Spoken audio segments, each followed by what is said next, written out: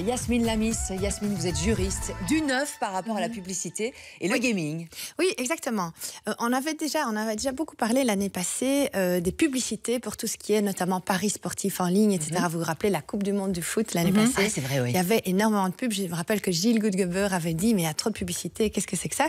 Mais justement, l'année passée, il n'y avait pas de cadre légal qui avait été mis en place. Donc les acteurs du secteur étaient en négociation, étaient en train de négocier pour trouver une réglementation, pour la mettre en place. Et ça a pris du temps, ça a pris quelques années. Et maintenant, justement, ça a été pris en octobre dernier et c'est en application depuis le 1er juin. Quelques jours alors. Quelques jours.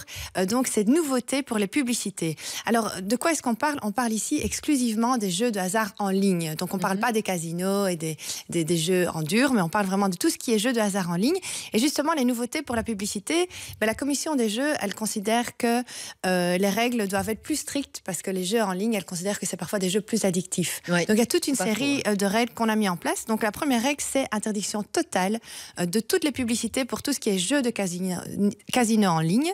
Donc, les casinos, les salles de jeux en ligne, ils ne pourront plus faire que des pubs sur leur propre site web. Et c'est tout. Ils ne pourront pas faire de pubs ailleurs. Il n'y a plus de pop-up qui apparaissent. Non, ils ne peuvent plus faire que ça ou via des publicités personnalisées qu'ils peuvent envoyer aux joueurs qu'ils ont déjà. Donc, envoyer un email, invitation, etc.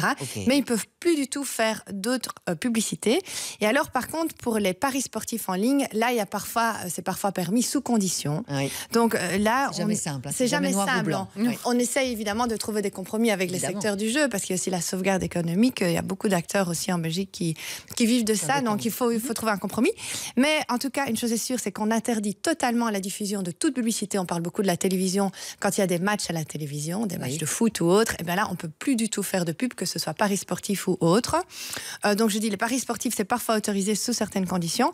Et alors, il y a plein d'autres restrictions qui sont mises en place, comme la limite des jeux obligatoires pour tout ce qui est jeux de hasard en ligne.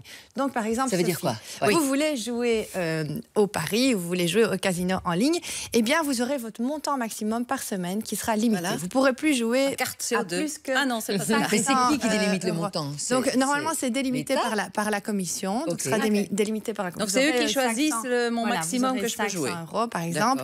Mais dans certains cas, vous pourrez demander une petite augmentation, mais il y aura aussi plein de conditions. Il ne faudra pas être en défaut de paiement. On va vous contrôler. Donc, il y aura vraiment une limite de jeu par semaine, par joueur.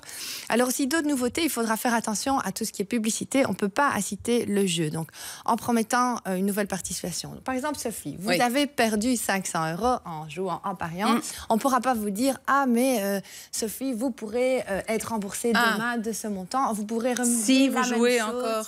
Ah oui, d'accord. Tout ce genre d'incitation qui pouvait exister par le passé, tout ça c'est interdit. Donc il y a vraiment toute une limitation. Et alors vraiment derrière, donc l'esprit qui dit qu'il faut toujours se rappeler que le jeu, ça doit être un moyen ludique, c'est pas un moyen de gagner l'argent. En fait, l'objectif c'est de s'amuser. C'est pas un moyen de gagner l'argent, c'est pas une alternative au travail.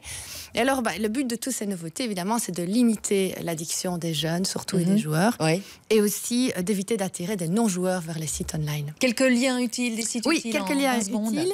Donc, aidejoueurs.be, donc c'est tout ce qui est prévention à l'addiction. Vous aurez le premier site et le numéro d'appel qui est super.